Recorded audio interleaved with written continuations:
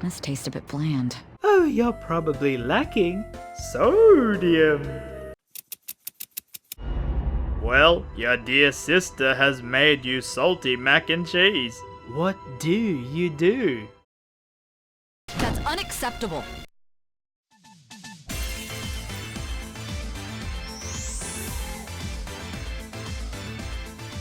Now that's comedy. Whoa there, eager viewer! Before we discuss the waifu, you should know that there's a fee to watching this video! Okay, no, not really. But there are 2 videos before this one, and they sorta explain the whole premise of the story, so if you wanna know how these sexy people managed to reform society, click the card, description, or pinned comment. But I guarantee you can easily follow along even if you don't want to. Ready? So after we break into an artist's mind, destroying his face, and getting him to confess on national television, we then celebrate that a socially awkward painter who wanted to paint us naked has now joined our team. Yeah, okay, maybe watch the other parts. No complaining. But we shall press on, as we now have Yusuke on our team, have defeated Master Madarame, and got the Phantom Thieves more exposure in the public eye. And it would have all been perfect if not for the little issue of the student council president. So while we celebrate by running in the rain, and renting some DVDs to watch at home... Good day. Wait a minute, she sounds familiar. I'm hot. Oh no, don't you dare start talking like that old creep. I'm hot. We see at our school some students are getting threatened and blackmailed by an external force. And of course, Polpo places flyers around the school, telling everyone to ask Makoto for help with the matter, putting more pressure on her to both find the Phantom Thieves and now this other group. Yeah, okay, buddy, we get it. Her sister is amazing and can do everything. No need to rub it in on this poor girl. And then I guess, randomly, our class gets invited to a local news TV station to look around and be part of the crowd. I'm sure you know about commercial breaks? Well, those are actually sponsor-related product placements. Huh. This get any more obvious? But instead of being in the crowds, we get roped in to do some manual labor. Oh, what a pain in the ass! No flaking out, Ryuji. I know. I gotta be a good boy, right? Hey, don't worry about that, you are the goodest boy. Really? And well, guess who decides to make the introduction? Why, it's this little boy. Akechi? Cake? What are you talking about? Oh, am I mistaken? I thought I heard something about delicious pancakes. Well, that was weird. He's never gonna get popular with that kind of hair, though. You don't get it. We then see that the pleasant boy is actually a teenage detective, a first for the Persona franchise, and gets interviewed by the crew as he is on the hunt for the Phantom Thieves. You know, mac and cheese is really bad for your health. You know, you're absolutely right. God, I hate him so much right now. Really? Someone else could help him. We wouldn't be doing stuff as the Phantom Thieves to start with. You're being way too loud. Who cares? Hey, you're really just gonna keep eating and eating those things all by yourself? Give me some. Sorry, just ate the last one. You guys are too laid back.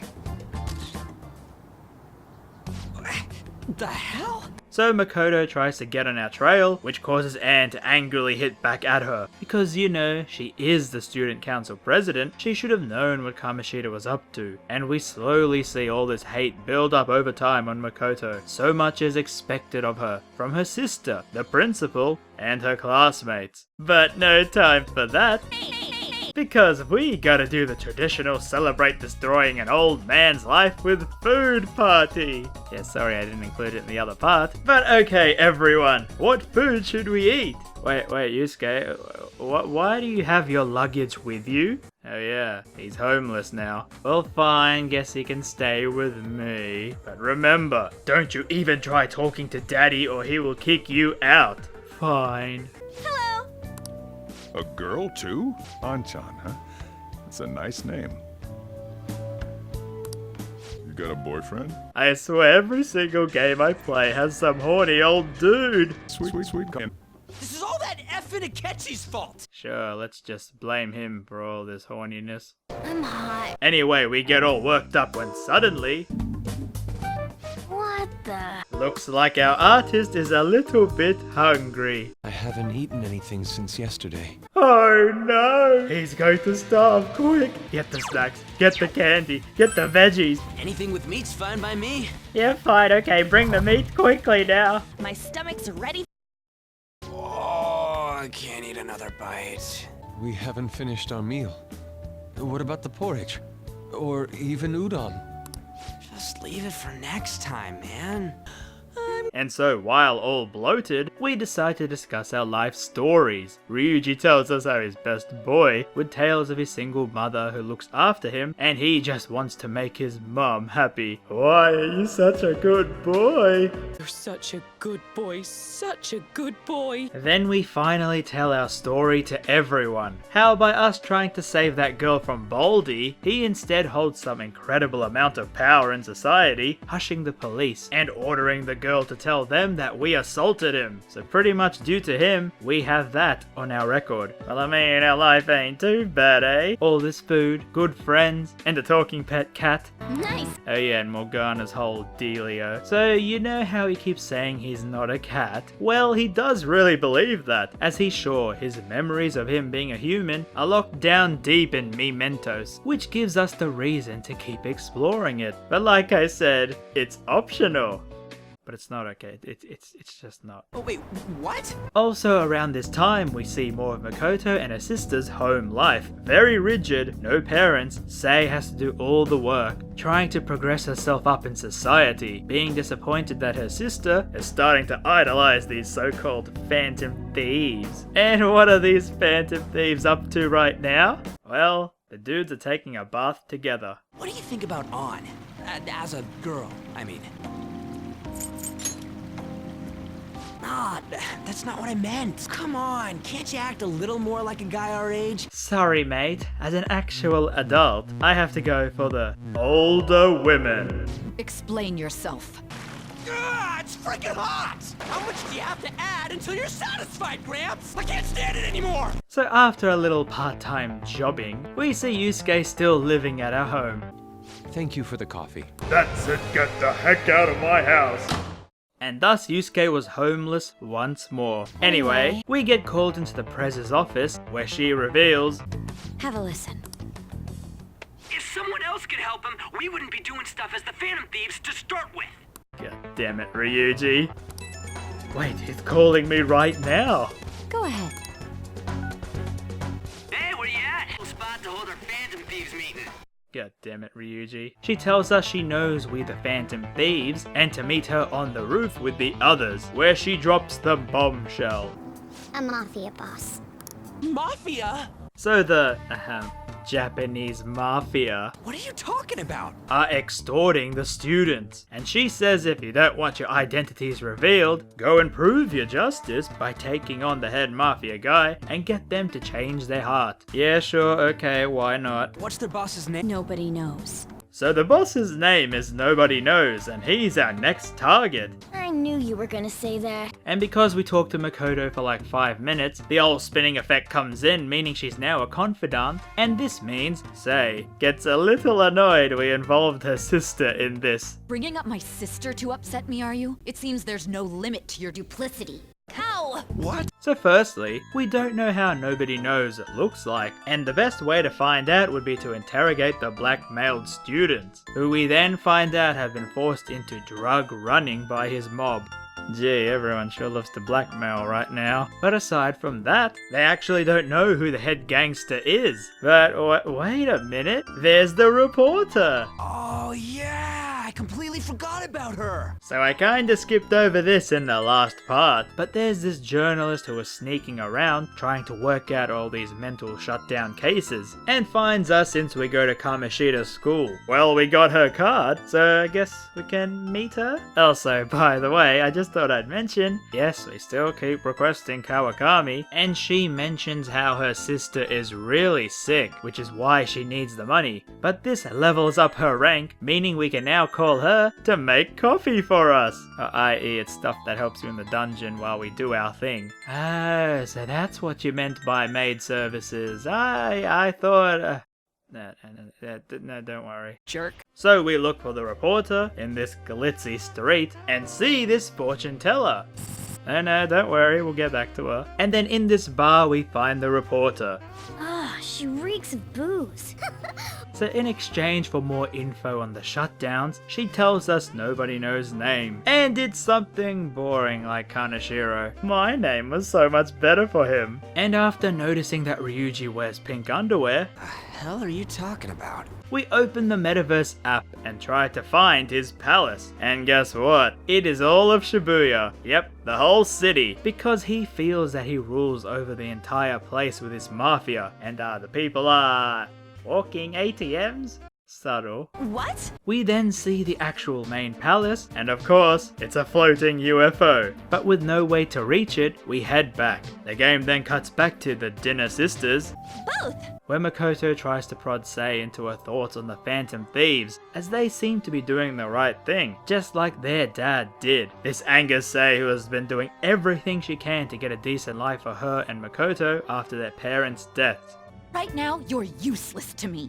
All you do is eat away at my life. This breaks Makoto's heart, as she does not want to seem useless, and after hearing that we need to speak to the Kaneshiro dude, she rushes out, trying to do something reckless. We chase after her and see her getting into a car with the mob, as she keeps a call with us open, saying how she will find him by just directly meeting the dude. We follow the car after getting a taxi, and arrive at the big boys club. Seems he's kidnapped Makoto and then takes a photo of us with all this booze and drugs lying around to use for blackmail. Gee, at least smile for the photo, guys. Holy moly. Hey, that's my line, cat. Then with some floozy, he somehow loses 3 million yen, saying it's our fault and that we owe him back in 3 weeks. He does this as we obviously can't pay it back, so then eventually Makoto will be forced to sell herself to the mafia. Oh no you don't, we're gonna stop your terrible misdeeds. We then decide to take Makoto with us to his palace, because she might be able to help us, and she has the usual freak out seeing Morgana. A monster cat? I'm not. But guess what? What? To access his UFO bank, a ramp comes down for her, as she is now Kaneshiro's customer, meaning he believes that he owns her, hence the palace recognizing her presence. And in we go, where we speak to Shadow Kaneshiro. You know, Madarame at least had a different exaggerated hairstyle. All you got is a dirty stash. Nice. Kaneshiro, however, corners us after we tell him we're gonna steal his heart, and that he will kill us, but keep Makoto alive and then use her sister as part of the deal. This finally gets through to the useless Makoto, Shut your damn mouth, you money-grubbing asshole! and thus, she gets her persona. A persona? No, dude. That's a bike. So her persona is notable because she becomes the next healer apart from Mona, and she's really tough. Like really tough. Do you want to get smacked? Yes, please. Damn. So she busts us out of there to regroup at the good old exposed public walkway. And I guess, welcome to the team. Tomorrow we're gonna explore the dungeon, but now it's nap time. Hello? Also, the game keeps really pushing Morgana's storyline here, him wanting to find out who he is, so just keep that little tidbit tucked away for later, dear viewer. Okay. Also, I guess it's time for the fortune teller girl, and she tells us our fortune. You know, the usual, gonna save the world, and then die from mac and cheese overdose. You know, same old, same old. But to get even more luck, we need to buy this $100,000 magic lucky stone. Yeah, I'll come back later. Okay. Anyway, back again we go. And since we gave Yusuke the nickname Fox, we gotta give her one. Guys, she's clearly a queen. I like it. Yes, Queen! Any objections? None, Queen. So this dungeon is probably the most fitting for the Phantom Thieves. An actual bank. Yeah, we're robbing some dude's heart now. So the start is the usual bank front, and then the further we go, it gets more maze-like with safes and codes and security cameras. Yeah, they aren't that hard to dodge. Also, in case you noticed, with Anne lying there, we can change outfits. These are the generic free ones, but don't worry, I cave in later on in the playthrough. But yes, this palace has tons of puzzles and passwords, meaning you got to spend time looking around for the code. Or you can just look up the code online, thus skipping elements and enemies and cheating the game. What? And eventually, we make our way into the center of the bank to find the treasure, meaning it's time to kick back and be a Japanese high school student. Ah, is that alcohol, Joker? Oh, it is. Explain yourself. It was, mac and cheese flavored beer. That's unacceptable.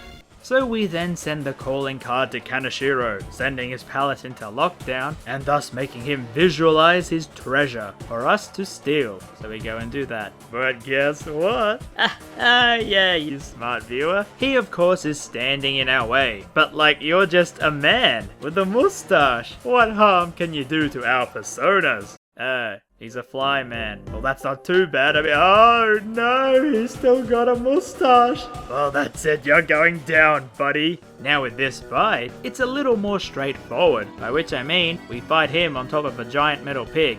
A pig? So when he charges up, just guard your characters. And the gimmick in this fight is that instead of sending a teammate to do a cool move, we toss some pig food out and well, it distracts the pig. Yeah, this boss was a bit lower quality than before. And thus we defeat Kaneshiro. He exclaims, "We live in a society, yada yada," but also that we aren't even using our mind-crawling powers to its fullest potential. Unlike that person in the black mask. Seems like that other person is causing all these mental shutdowns we saw earlier. And wait, Morgana, what are you doing?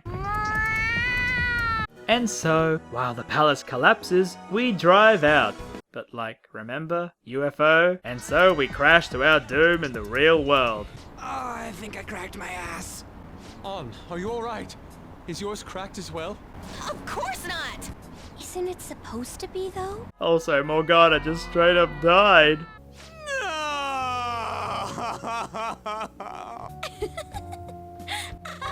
And so we have the real world treasure, a solid gold briefcase with a stack of money. Children's bank! For real? But the money's fake.